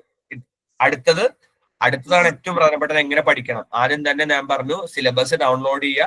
കൃത്യമായിട്ടുള്ള ഒരു സിലബസ് കേന്ദ്ര ഗവൺമെന്റ് തന്നിട്ടുണ്ട്. അത് കൃത്യമായിട്ട് അച്ചടക്കത്തോടെ ഇരുന്ന് വായിക്കുക. അച്ചടക്കത്തോടെ ഇരുന്ന് വായിച്ച് മനസ്സിലാക്കുക, ഒന്നാമത്തെ കാര്യം. 2ാമത്തെ കാര്യം ചെയ്യേണ്ടത്, ഹലോ, ഒരു SPC NCC എങ്ങനെയുള്ളതിന്റെ സർട്ടിഫിക്കറ്റ്, സ്പോർട്സിന്റെ ഒക്കെ കൊണ്ട് വല്ല പ്രയോജനങ്ങളൊക്കെ ഉണ്ടോ? ഞാൻ പറയാട്ടോ വേണം, ഞാൻ ഇതൊന്ന് പറഞ്ഞു തീർത്തോട്ടെ. ഞാൻ ഇപ്പൊ പറയാം. ഡൗട്ട്സ് ചോദിക്കാൻ നിങ്ങൾക്ക് സമയം തരാം, ഒരു 5 മിനിറ്റ്സ്. ഓക്കെ. അപ്പം മേഡത്തിന് എന്തെങ്കിലും ഡൗട്ട്സ് ഉണ്ടെങ്കിൽ അത് എഴുതി വെച്ചോ. അപ്പം ആദ്യം തന്നെ സിലബസ് ഡൗൺലോഡ് ചെയ്യുക. സിലബസ് നന്നായിട്ട് വായിക്കുക. സിലബസ് വായിച്ചതിന് ശേഷം നിങ്ങൾ എന്ത് ചെയ്യണം? രണ്ടാമത്തെ ഘട്ടത്തിൽ ഞാൻ എന്താ പറഞ്ഞത്? സിലബസ് വെറുതെ വായിച്ചിട്ട് മാത്രം കാര്യമില്ല, മുൻകാല വർഷ ചോദ്യ പേപ്പറുകൾ വർക്കൗട്ട് ചെയ്യുക. എന്നിട്ട് ഒരു ഐഡിയ കിട്ടിയിട്ട് വേണം നമ്മൾ കോച്ചിങ്ങിന് അല്ലെങ്കിൽ ബാക്കി കാര്യങ്ങൾക്ക് ചേരാൻ വേണ്ടി. എപ്പോഴും മനസ്സിലാക്കേണ്ട കാര്യം, നമ്മൾ നന്നായിട്ട് എഫേർട്ട് ഇടുക. ഒരു കോച്ചിങ് അക്കാഡമി ചേർന്നത് കൊണ്ടോ ഒരു ബുക്ക് മേടിച്ച് പഠിച്ചത് കൊണ്ടോ ഒന്നും നമ്മൾ ഒരിക്കലും പാസ്സാവില്ല. നമ്മൾ നന്നായിട്ട് എഫേർട്ട് ഇടുക. നല്ല ഡിസിപ്ലിൻഡ് ആയിട്ടുള്ള പഠനം വളരെ മസ്റ്റ് ആണ്. ഒരു കൊല്ലം നമ്മൾ പറയില്ല, സന്യാസി ജീവിതം തന്നെ നയിക്കേണ്ടി വരും.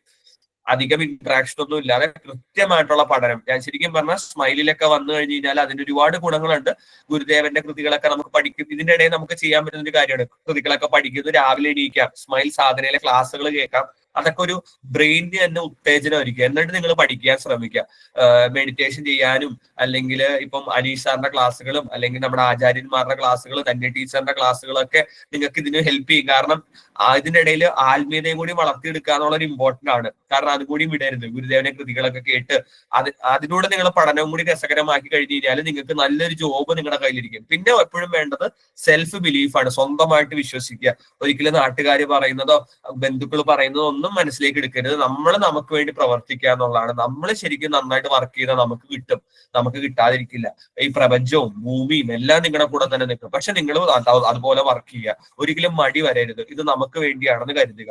ഓക്കെ, ഇത്രയും ചെയ്ത് കഴിഞ്ഞാൽ നിങ്ങൾക്ക് നല്ലൊരു ഡയറക്ടർ ലെവൽ ജോബിലേക്ക് എത്താൻ പറ്റും. അപ്പൊ ഞാൻ ഇനി ഒരു 5 മിനിറ്റ് തരികയാണ്. ഈ സമയത്ത് ഫസ്റ്റ് ഒരു ക്വസ്റ്റ്യൻ വന്നു. ബിന്ദു എന്ന് പറയുന്ന ചേച്ചിയാണ് എന്നോട് ചോദിച്ചത്. ചേച്ചി ചോദിച്ചൊരു ചോദ്യം, NCC സർട്ടിഫിക്കറ്റ് കിട്ടുമോ എന്നുള്ളതാണ്. ഇല്ല ചേച്ചി, NCC സർട്ടിഫിക്കറ്റ് SC-ക്ക് ബാധകമല്ല. കാരണം SC-ക്ക് നമുക്ക് ഡിഗ്രി ലെവല് പഠനം പ്ലസ് SC-ൽ മേടിക്കുന്ന മാർക്ക്. പിന്നെ വേറൊരു കാര്യം ഞാൻ പറഞ്ഞുതരാം. SC-ക്ക് സെലക്ഷൻ ലെവൽ പോസ്റ്റ് എന്ന് പറയുന്ന ഒരു പോസ്റ്റ് ഉണ്ട്. അപ്പൊ ശ്രദ്ധിക്കുക, അവിടെ കേന്ദ്ര വിദ്യാലയ സ്കൂളുകളിൽ NCC അഡ്മിനിസ്ട്രേറ്റർ ആയിട്ട് പോകാൻ പറ്റും. അത് പക്ഷെ എല്ലാ കൊല്ലമൊന്നും വിളിക്കത്തില്ല. അതാണ് പ്രശ്നം. അത് ചിലപ്പോൾ 2 കൊല്ലം കൂടുമ്പോഴേക്കേ വിളിക്കത്തുള്ളൂ. അപ്പം നിങ്ങൾക്ക് NCC സർട്ടിഫിക്കറ്റ് ഉപയോഗിക്കാം. മനസ്സിലായോ ചേച്ചി? മനസ്സിലായി. അപ്പൊ നമുക്ക് SSC-യുടെ കോമൺ ലെവൽ പോസ്റ്റുകളിലൊന്നും NCC സർട്ടിഫിക്കറ്റ് കൊണ്ട് യൂസ് ഇല്ല. അതാണ് പ്രശ്നം. വേറെ ഡൗട്ടുകൾ എന്തെങ്കിലും ഉണ്ടോ?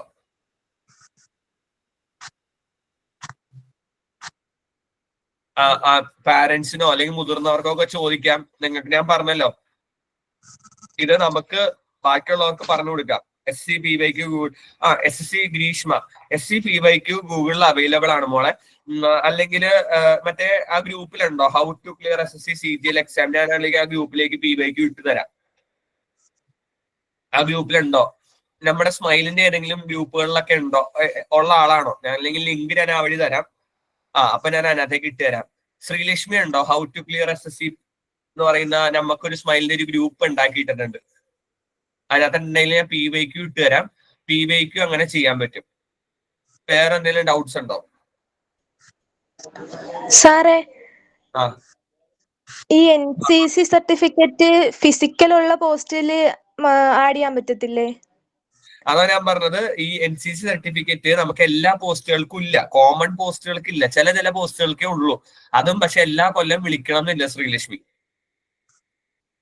മനസ്സിലായോ പറഞ്ഞേ? ഈ SSC CGL-ന് ഫിസിക്കൽ വേണ്ട പോസ്റ്റ് ഒക്കെ ഏതാ? ഫിസിക്കല് വേണ്ടതാണ് നേരത്തെ പറഞ്ഞ GST ഇൻസ്പെക്ടർ, പിന്നെ ഇൻകം ടാക്സ് ഇൻസ്പെക്ടർ, പിന്നെ CBI, പിന്നെ NIA. പക്ഷെ ഇവിടെ പ്രശ്നം എന്താണെന്നറിയോ ശ്രീലക്ഷ്മി? ഈ പോസ്റ്റുകൾക്ക് നമുക്ക് ഫിസിക്കൽ സർട്ടിഫിക്കറ്റ് ആഡ് ചെയ്യാൻ പറ്റത്തില്ല. ശ്രീലക്ഷ്മി പറയുന്നത് NCC അഡ്മിനിസ്റ്റർ എന്ന് പറഞ്ഞൊരു പോസ്റ്റ് ഉണ്ട്. അത് സെലക്ഷൻ പോസ്റ്റ് എന്ന് പറയുന്ന ഒരു പോസ്റ്റാണ്. അത് NCC സർട്ടിഫിക്കറ്റ് ഉള്ളവർക്ക് മാത്രമേ എഴുതാൻ പറ്റത്തുള്ളൂ. ആ പോസ്റ്റിൽ ഈ സർട്ടിഫിക്കറ്റ് ആഡ് ചെയ്യാം. അവിടെ നിങ്ങൾക്ക് കിട്ടാൻ സാധ്യത കൂടുതലാണ്. മനസ്സിലായോ? കോമൺ പോസ്റ്റുകൾക്ക് ഒരിക്കലും SSC ഈ NCC സർട്ടിഫിക്കറ്റ് ഒന്നും മേടിക്കത്തില്ല. ക്ലിയർ ആയോ ശ്രീലക്ഷ്മിക്ക്? ക്ലിയർ ആയോ? ഈ ഗ്രൂപ്പിലുണ്ടോ ഹൗ ടു ക്ലിയർ SSC എന്നുള്ള ഗ്രൂപ്പിലുണ്ടോ? ഇല്ല, ഗ്രൂപ്പിലില്ല. ഓക്കെ. അല്ലെങ്കിൽ അച്ഛനോട് എന്റെ നമ്പർ സ്മൈലിലുണ്ട്, ഒന്ന് മെസ്സേജ് ചെയ്യാൻ പറഞ്ഞാൽ മതി. വേണമെങ്കിൽ ഞാൻ ആഡ് ചെയ്യാം. അതിനകത്തേക്ക് ഞാൻ ഇപ്പം ക്വസ്റ്റ്യൻസ് ഇട്ട് തുടങ്ങിയിട്ടുണ്ട്. അപ്പൊ അത് ഹെൽപ്ഫുൾ ആവും. പിന്നെ വേറെ എന്തെങ്കിലും ഡൗട്ട്സ് ഉണ്ടോ ആർക്കെങ്കിലും? എന്തെങ്കിലും ഉണ്ടെങ്കിൽ ഇപ്പൊ മുതിർന്നവർക്കും ചോദിക്കാം. ഞാൻ പറഞ്ഞല്ലോ, ഇത് നമ്മുടെ ബന്ധുക്കളായിട്ടുള്ള കുട്ടികൾക്കൊക്കെ പറഞ്ഞു കൊടുക്കാം. വേറെ ആർക്കും ഇല്ല, ഒന്നുമില്ല. സാർ ഒരു സംശയം ചോദിക്കട്ടെ? ചോദിച്ചോ. NCCയുടെ ഇത് ഏതിനൊക്കെ ഉപകാരപ്പെടും? ഏത് പോസ്റ്റിലൊക്കെ ഉപകാരപ്പെടും? അതാണ് ഒരു പ്രശ്നം. ശരിക്കും NCC സർട്ടിഫിക്കറ്റ് ഉപകാരപ്പെടുന്ന പോസ്റ്റുകൾ ഉണ്ട്. അതിനെയാണ് നമ്മൾ സെലക്ഷൻ പോസ്റ്റുകൾ എന്നാ പറയുന്നത്. അപ്പൊ അതിന്റെ പ്രത്യേകത എന്താ മാഡം ശ്രദ്ധിക്കുക, ഈ സെലക്ഷൻ പോസ്റ്റുകൾ എല്ലാ കൊല്ലമൊന്നും വിളിക്കാറില്ല. അത് ഒരു 1-2 കൊല്ലം കൂടുമ്പോഴേ വിളിക്കാറുള്ളൂ. അതാണ് ഇതിന്റെ ഒരു മെയിൻ ഇഷ്യൂ. ഇപ്പൊ സിവിൽ സർവീസിന് NCC കൊണ്ടൊരു ഗുണമില്ല. കാരണം NCCയുടെ ഒരു സർട്ടിഫിക്കറ്റ് നമുക്ക് ഇന്റർവ്യൂവിന് ചെല്ലുമ്പോൾ നമ്മൾ NCC ഉണ്ടായിരുന്നു എന്ന് കാണിക്കാനേ പറ്റത്തുള്ളൂ. അതേസമയം നമുക്ക് ഇപ്പൊ പട്ടാളത്തിന് ഇമ്പോർട്ടന്റ് ആണ്. പിന്നെ നേരത്തെ ശ്രീലക്ഷ്മി പറഞ്ഞ പോലെ ചില യൂണിഫോം പോസ്റ്റുകൾ, അത് ചിലത് CRPF, central reserve police force, പിന്നെ ആസാം റൈഫിൾസ്, അതേപോലെ അർദ്ധ സൈനിക വിഭാഗങ്ങളുണ്ട്. അങ്ങനെയുള്ള വിഭാഗങ്ങളിലേക്ക് നമുക്ക് ഇത് യൂസ്ഫുൾ ആണ്. പക്ഷെ SSCയുടെ ഞാൻ പറഞ്ഞ കുറച്ച് ഗ്ലാമറസ് ആയിട്ടുള്ള പോസ്റ്റുകൾ ഉണ്ടല്ലോ, അങ്ങോട്ടേക്ക് ഇത് ഇമ്പോർട്ടന്റ് അല്ല. ഈ സൈനിക വിഭാഗത്തിൽ തന്നെ NCC കൊണ്ട് നമുക്ക് ഗുണമുള്ളൂ. മനസ്സിലായോ? ഈ ചില ഞാൻ പറഞ്ഞു, ഇപ്പൊ ഫോർ എക്സാമ്പിൾ ഇപ്പൊ CBIയിൽ സബ് ഇൻസ്പെക്ടർ ആവുക, അവര് അവിടെ NCC സർട്ടിഫിക്കറ്റ് ഒന്നും നോക്കത്തില്ല.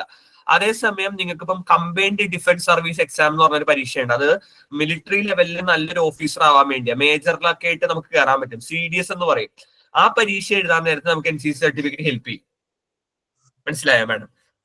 അപ്പൊ അതിനകത്ത് പ്രശ്നം സെലക്ടഡ് പോസ്റ്റുകൾ, അതാണ് നമ്മൾ സെലക്ഷൻ എന്ന് ഉപയോഗിക്കുന്നത്. സെലക്ടഡ് പോസ്റ്റുകളിലേ ഉള്ളൂ.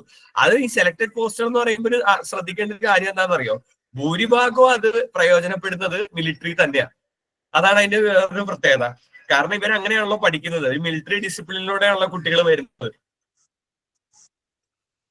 ഓക്കെ, ക്ലിയർ ആയെന്ന് ഞാൻ വിചാരിക്കുന്നു. മാഡം എന്തെങ്കിലും ഉണ്ടെങ്കിൽ ഓക്കെ, വെൽക്കം മാഡം. പിന്നെ വേറെ എന്തെങ്കിലും ഉണ്ടോ? എന്തെങ്കിലും ചോദിക്കാണ്ടോ? ഞാൻ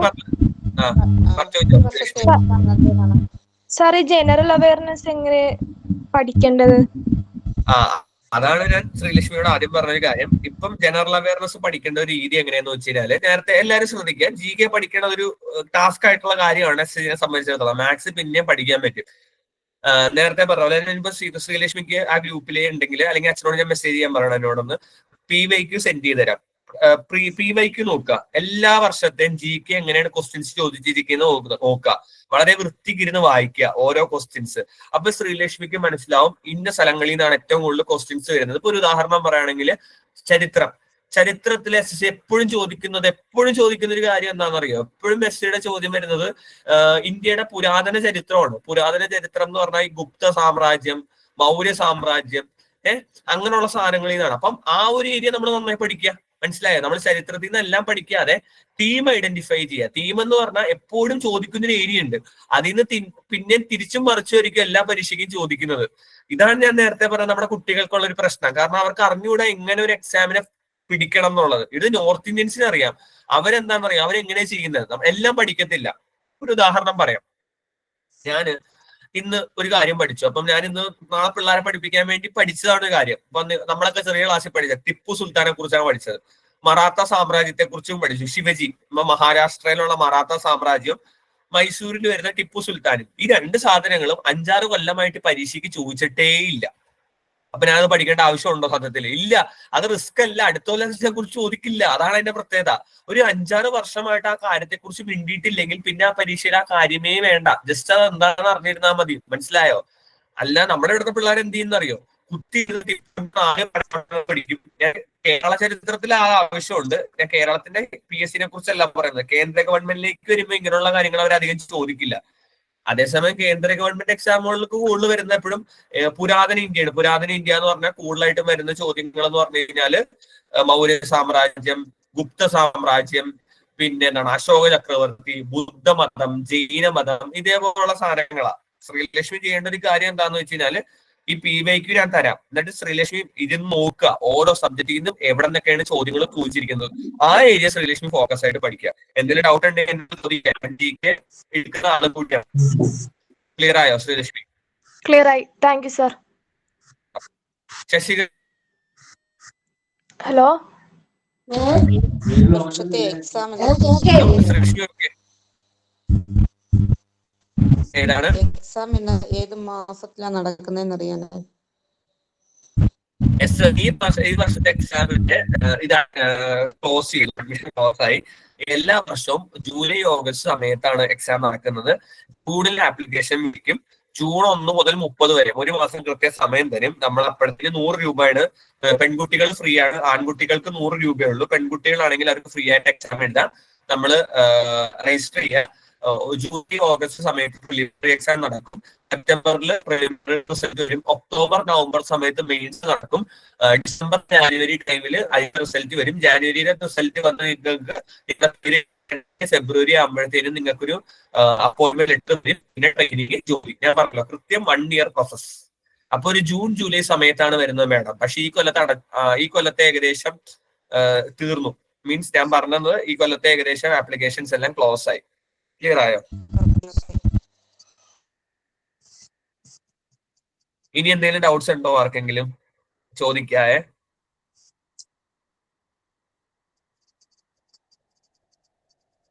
ഡൗട്ട് ഇല്ലെങ്കിൽ ഞാൻ അങ്ങനെയാണെങ്കിൽ ക്ലാസ് വൈൻഡപ്പ് ചെയ്യാണ്. ഇനി എന്തെങ്കിലും ഉണ്ടോ ആർക്കെങ്കിലും? ഇനി next notification Greeshma. Next notification ഈ അടുത്ത വർഷമേ ഉള്ളൂ Greeshma. Serial notification. +2 level exam ഒക്കെ നടക്കുന്നുണ്ട്. പക്ഷെ അത് എല്ലാം ഞാൻ പറയാത്ത എന്താ വെച്ചാൽ +2 ലെവല് വേറൊരു പരീക്ഷയാണ്, CHSL എന്ന് പറയുന്ന ഒരു പരീക്ഷയാണ്. അത് നമുക്ക് പിന്നീട് ഒരു ക്ലാസ് ഞാൻ പറഞ്ഞുതരാം. ഇപ്പൊ നമുക്ക് ഡിഗ്രി ലെവലാണ് നമ്മളിപ്പോ നോക്കിയിരിക്കുന്നത്. ഇനി അടുത്ത നോട്ടിഫിക്കേഷൻ വരുന്നത് അടുത്ത കൊല്ലമാണ്. ജൂൺ ജൂലൈ സമയത്താണ് അടുത്ത നോട്ടിഫിക്കേഷൻ വരുന്നത്. അടുത്ത ജൂൺ ജൂലൈ. അപ്പം ഇനി നിങ്ങളുടെ അക്കാഡമിക് നിങ്ങളിപ്പോ ഡിഗ്രിക്കൊക്കെ പഠിക്കുന്ന വിദ്യാർത്ഥികളാണെങ്കിൽ സമയം ഒരുപാടുണ്ടല്ലോ. ഇപ്പൊ ഞാൻ പറഞ്ഞ പോലെ ചെയ്യാം. അപ്പം ഇനി നമ്മുടെ കുട്ടികൾക്ക് പറഞ്ഞു കൊടുക്കുക. അടുത്ത ഡിഗ്രി കഴിയുന്ന വിദ്യാർത്ഥികളുണ്ടെങ്കിൽ അടുത്ത ജൂൺ ജൂലൈ 2026 ജൂൺ ജൂലൈ ആകുമ്പോഴത്തേനും രജിസ്റ്റർ ചെയ്തിടാൻ പറയാം. ഇപ്പം നമ്മൾ അങ്ങനെ ചെയ്യാൻ ശ്രമിക്കുക. ഓക്കെ, അടുത്ത എന്തെങ്കിലും ഡൗട്ട്സ് എന്തെങ്കിലും ഉണ്ടോ? അല്ലെങ്കിൽ നമുക്ക് വൈകിട്ട് ചെയ്യാലോ? എന്തെങ്കിലും ഉണ്ടെങ്കിൽ ഞാൻ സ്മൈൽ തന്നെ ഉള്ള ആളാണ് നിങ്ങൾക്ക്. എന്താണ്? അപ്പൊ ഞാൻ പറയട്ടെ, സ്മൈലിൽ തന്നെ ഉള്ള ആളാണ്. പിന്നെ ഇന്നത്തെ പരിപാടി ഓർഗനൈസ് ചെയ്തിരിക്കുന്ന സ്മൈലാണ്. സ്മൈലില് മെമ്പേഴ്സ് അല്ലാത്തവർക്ക് വേണമെങ്കിൽ നമ്മൾ ആ ഗ്രൂപ്പിലുള്ളവർക്ക് സ്മൈലിൽ ലിങ്ക് ഒക്കെ തരാം. സാധനയിൽ നിങ്ങൾക്ക് ജോയിൻ ചെയ്യാം. ഞാൻ അതിനകത്ത് തന്നെ ഉള്ള ആളാണ്. ഇവിടെ നമ്മൾ ആത്മീയതയും പഠനങ്ങളും കൂടി ഉണ്ട്. അപ്പം രണ്ടും കൂടി ബ്ലെൻഡ് ചെയ്തിട്ടുള്ള, ആത്മീയതയും ഭൗതികതയും കൂടി ബ്ലെൻഡ് ചെയ്തിട്ടുള്ള ഒരു ടീച്ചിങ് മെക്കാനിസമാണ് സ്മൈലിനുള്ളത്. അപ്പൊ നമ്മൾ ആത്മീയമായിട്ട് ഉണരുകയും അതുപോലെ തന്നെ ഭൗതികമായിട്ട് നമ്മൾ ഉണരുകയും ആ ഒരു മിഷന് വേണ്ടിയാണ് നമ്മളിത് നടത്തുന്നത് മെയിൻ ആയിട്ട് ഉദ്ദേശിക്കുന്നത്. ഞാൻ പറഞ്ഞല്ലോ നേരത്തെ, ഈ ഞായറാഴ്ചകൾ എന്ന് പറഞ്ഞാൽ സ്വാമിമാരുടെ ക്ലാസ് ഉള്ള ഒരു ദിവസമാണ് എനിക്ക് തന്നത്. അതൊരു വലിയ കാര്യമാണ്. അതിന്റെ മെയിൻ ഉദ്ദേശം എന്ന് പറഞ്ഞാൽ നമുക്ക് ഭൗതികമായിട്ടുള്ള നിലവാരവും വേണം, ആത്മീയതയും വേണം. നമ്മുടെ കുട്ടികൾ ഇപ്പൊ സൂസൈഡ് ഒക്കെ ചെയ്യുന്നുണ്ട്. ചില പിള്ളേര് ഈ പരീക്ഷയ്ക്കൊക്കെ എഴുതി സൂസൈഡ് ചെയ്യുന്നുണ്ട്. അതിന്റെ മെയിൻ ഇഷ്യൂ ടെൻഷൻ കയറിയിട്ടാ. അപ്പം ടെൻഷനൊന്നും ഇല്ലാതിരിക്കാനും എപ്പോഴും മനസ്സ് ക്ലിയർ ആവാൻ ഇങ്ങനെയുള്ള പരീക്ഷകൾക്ക് പ്രിപ്പയർ ചെയ്യുന്നവർക്ക് ഏറ്റവും നല്ല പ്ലാറ്റ്ഫോമാണ് സ്മൈലിൽ വന്നു കഴിഞ്ഞാൽ ഇവിടെ ആചാര്യന്മാരുടെ ക്ലാസ്സുകളുണ്ട്, പ്രവർത്തനങ്ങളുണ്ട്. അപ്പൊ അതൊക്കെ ചെയ്യുമ്പോൾ നമ്മുടെ മനസ്സ് വളരെ കൂളാവും. അപ്പൊ നമുക്ക് പഠിക്കാനുള്ള ഉദ്ദേശവും കിട്ടും. അപ്പം ഇതൊക്കെ നന്നായിട്ട് യൂസ് ചെയ്യുക. ഒരു കൊല്ലം ഇങ്ങനെ നന്നായിട്ട് യൂസ് ചെയ്യുക. ഇങ്ങനെ ഒരു കൊല്ലം നന്നായിട്ട് യൂസ് ചെയ്താൽ പിന്നത്തെ കൊല്ലം നിങ്ങളുടെ കയ്യിൽ ജോലി ഉറപ്പാണ് എന്ന് പറഞ്ഞുകൊണ്ട് ഞാൻ എന്റെ വാക്കുകൾ നിർത്തുകയാണ്. എന്തെങ്കിലും ഡൗട്ട്സ് ഉണ്ടെങ്കിൽ നിങ്ങൾക്ക് എന്നോട് ചോദിക്കാം. ഞാൻ സ്മൈലിൽ തന്നെ അവൈലബിൾ ആയിട്ടുള്ള ആളാണ്. അപ്പം ഈ ഒരു അവസരം ഒരുക്കി തന്ന പ്രിയപ്പെട്ട സ്മൈൽ എഡ്യൂക്കേഷൻ വിങ്ങിനും അതേപോലെ തന്നെ എന്റെ സ്മൈൽ എല്ലാ പ്രവർത്തകർക്കും നന്ദി. ഇനി